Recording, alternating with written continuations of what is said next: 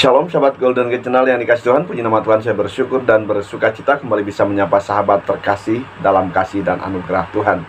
Sahabat terkasih, saya selalu berharap dan berdoa agar sahabat senantiasa dalam keadaan baik dan sehat dan senantiasa diberkati oleh Tuhan. Ya sahabat terkasih, saat ini kita akan membahas topik yang sangat menarik ya, mengenai adanya ayat-ayat setan di dalam Al-Quran. Nah, saya kasih Tuhan bagaimana kebenaran mengenai hal ini. Mari kita akan lihat videonya berikut ini.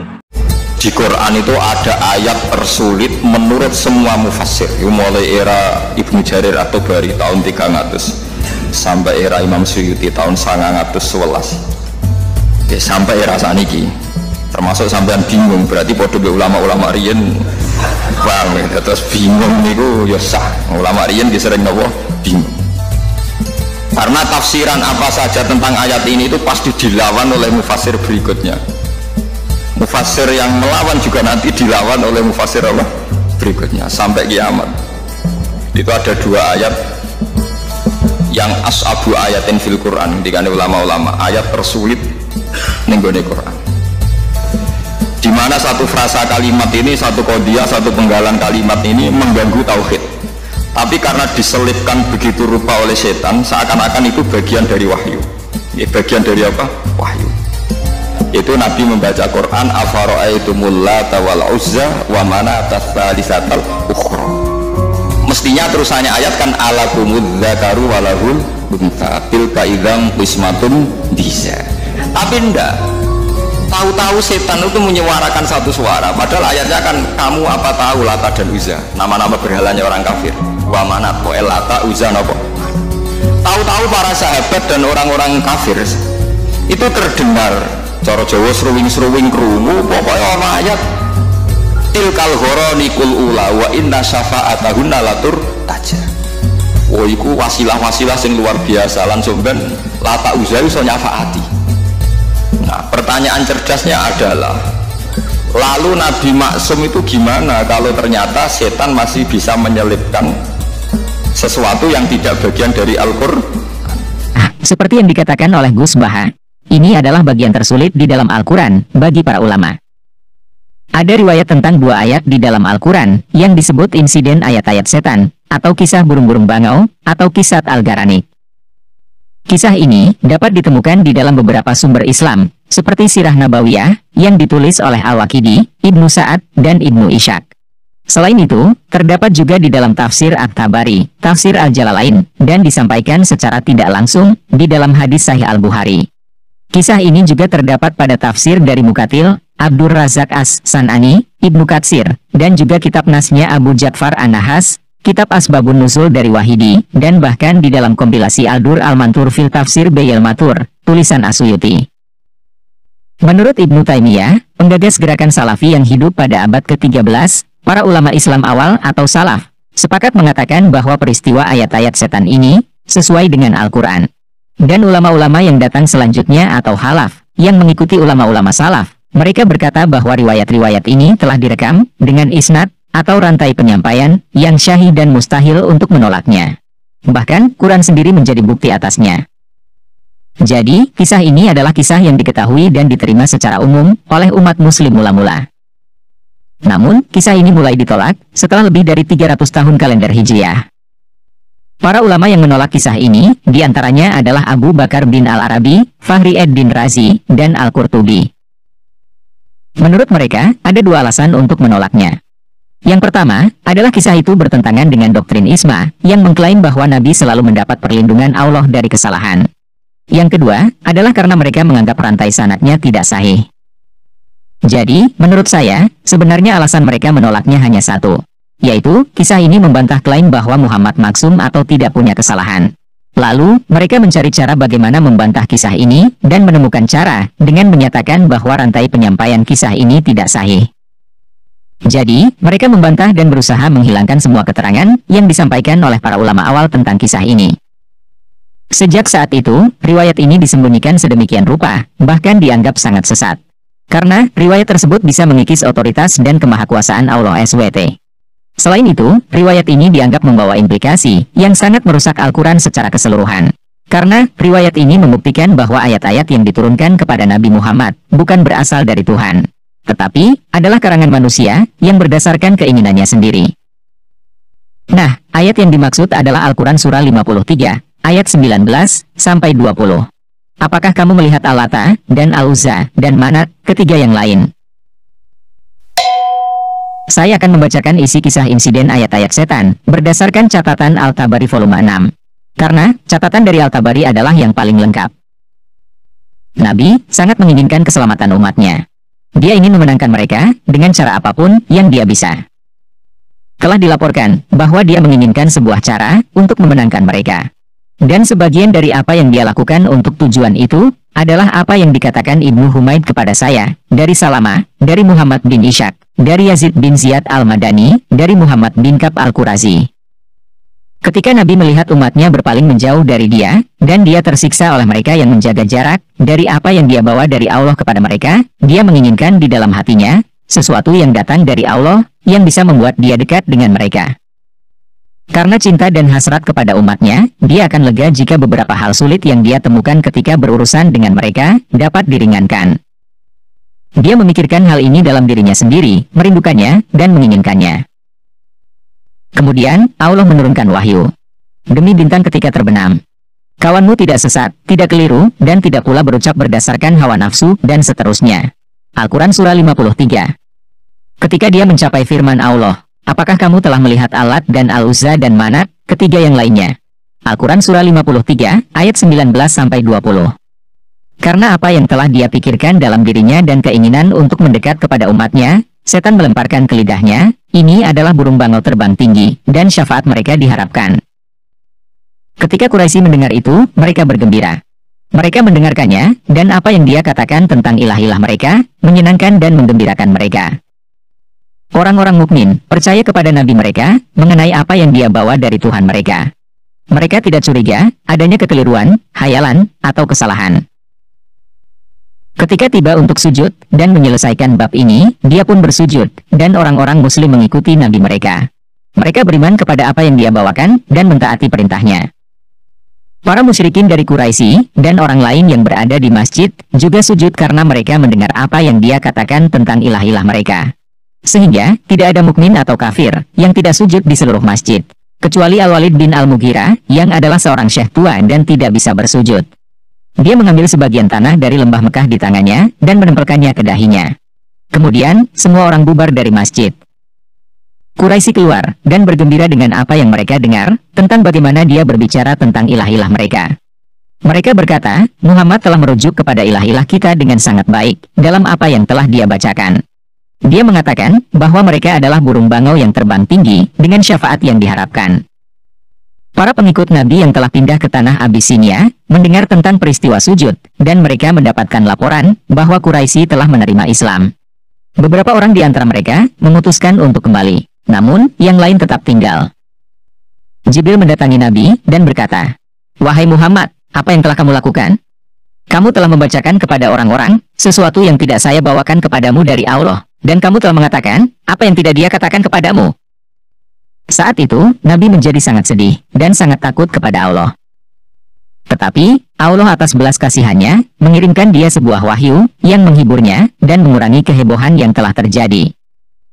Allah mengatakan kepadanya bahwa tidak pernah ada nabi atau rasul sebelumnya yang merindukan seperti Muhammad merindukan dan menginginkan seperti Muhammad menginginkan. Tetapi, setan telah melemparkan ke dalam kerinduannya apa yang dia lemparkan ke lidah Muhammad. Tetapi, Allah membatalkan apa yang telah dilemparkan setan, dan menempatkan ayat-ayatnya dalam urutan yang benar, yaitu, kamu sama seperti para nabi dan rasul lainnya. Dan Allah mengungkapkan, kami tidak pernah mengutus seorang rasul atau nabi sebelum kamu, kecuali ketika dia rindu, setan melemparkan ke dalam kerinduannya. Tapi, Allah membatalkan apa yang setan lemparkan, dan kemudian Allah menempatkan ayat-ayatnya dalam urutan yang tepat, karena Allah Maha Mengetahui dan Maha Bijaksana. Al-Quran Surah 22 ayat 52. Maka, Allah membuang kesedihan dari nabinya, dan memberinya keamanan dari apa yang ditakutinya. Dia membatalkan apa yang telah dilemparkan setan ke lidahnya, yang mengacu pada ilah-ilah mereka. Ketika Al-Lat, Al-Uzza dan Manat, ketiga yang lain disebutkan, mereka adalah burung bangau yang terbang tinggi, dengan syafaat yang diterima. Kata-kata itu diganti dengan kalimat-kalimat Allah, haruskah kamu mendapatkan yang laki-laki, dan dia mendapatkan perempuan, dalam kurung sebagai keturunan? Itu tentu akan menjadi pembagian yang tidak adil.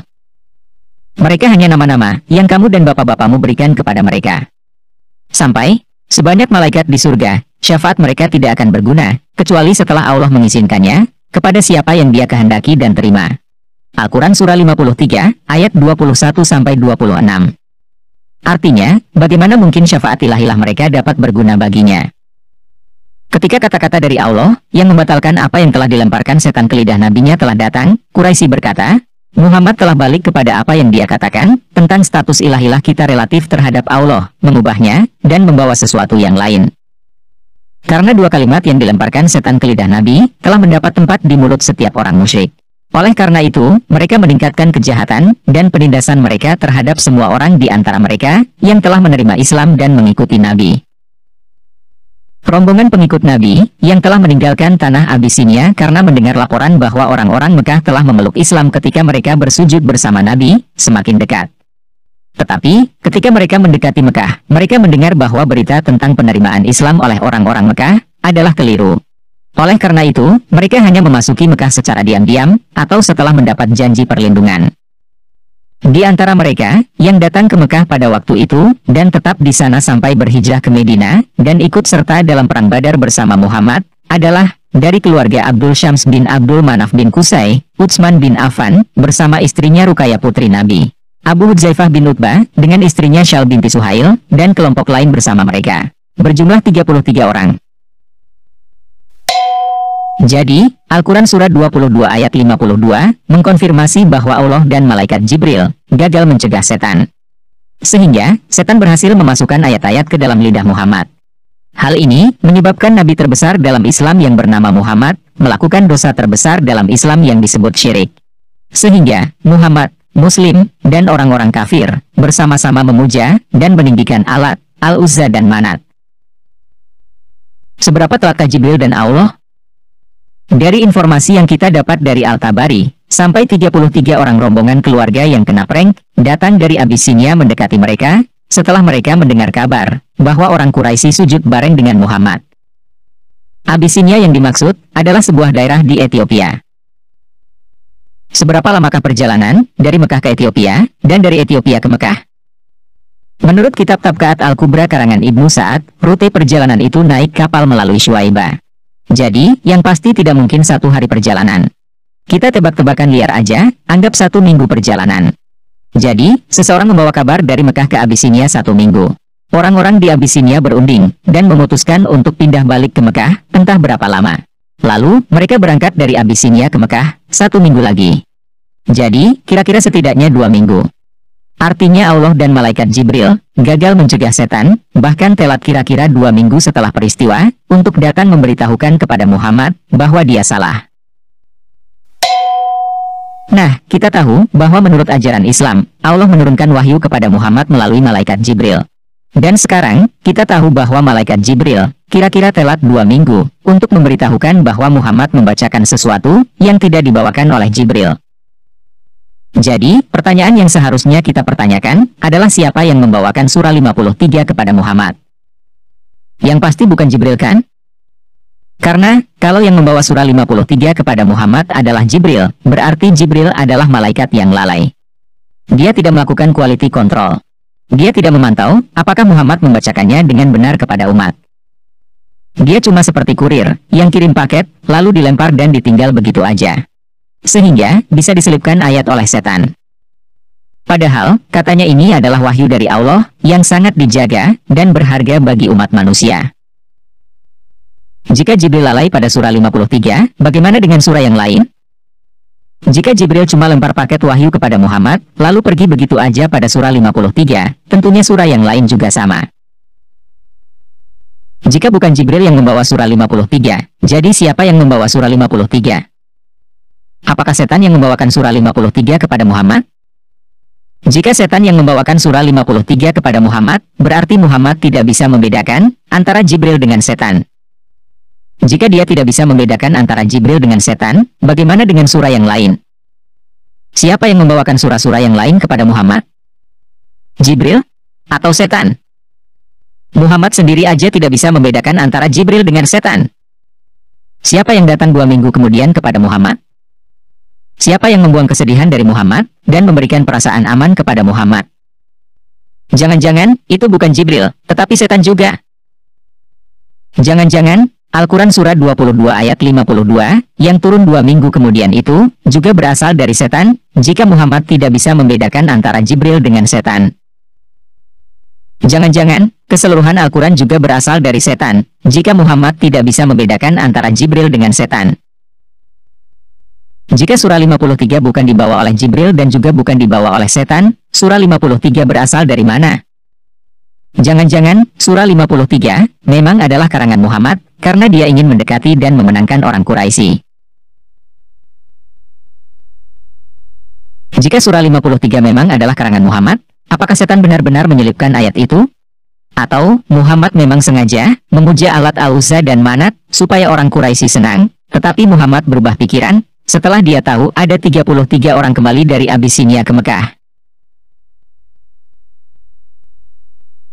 Siapa yang melihat Muhammad bertemu Jibril atau setan? Gak ada kan? Semua ini hanya apa kata Muhammad. Pelajaran dari insiden ayat-ayat setan ini adalah Muhammad adalah seseorang yang tidak bisa dipercaya. Nah, pertanyaan cerdasnya adalah, lalu Nabi Maksum itu gimana kalau ternyata setan masih bisa menyelipkan sesuatu yang tidak bagian dari Al-Quran?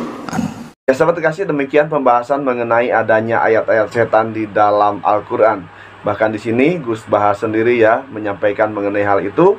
Beliau mengakui bahwa di dalam Al-Quran itu ada 2 ayat yang seringkali ya menjadi perdebatan di antara mufasir ya. Saya kasih Tuhan, dalam hal ini Gus Baha juga mengatakan memang ya di dalam ayat itu ya setan menyisipkan, yaitu hal yang membuat akhirnya ayat tersebut menjadi sebuah perdebatan yang tidak ada akhirnya. Bahkan beliau mengatakan sampai kiamat pun ya ayat itu akan terus menjadi perdebatan antara mufasir dengan mufasir yang lain. Saya kasih Tuhan ya. Saya kasih Tuhan, dalam hal ini ya sudah cukup banyak ya hal-hal yang sudah disampaikan ya mengenai adanya ayat-ayat setan di dalam Al-Quran. Bahkan ya ada pendapat-pendapat yang disampaikan di video ini ya, dimana pendapat-pendapat ini merujuk kepada apakah memang ya Nabi Muhammad tidak tahu kalau ketika Jibril menyampaikan ayat Al-Quran ini, Nabi Muhammad tidak tahu kalau di dalamnya itu ada ayat-ayat setan ya, atau memang ketika malaikat Jibril menyampaikan ayat ini ya malaikat Jibril tidak sungguh-sungguh menjaganya ya, sehingga setan mengambil kesempatan untuk menyisipkan ayat-ayat yang disebut ayat-ayat setan. Nah, saudara kasih Tuhan, demikian pembahasan yang bisa saya sampaikan, kiranya menjadi berkat bagi sahabat terkasih.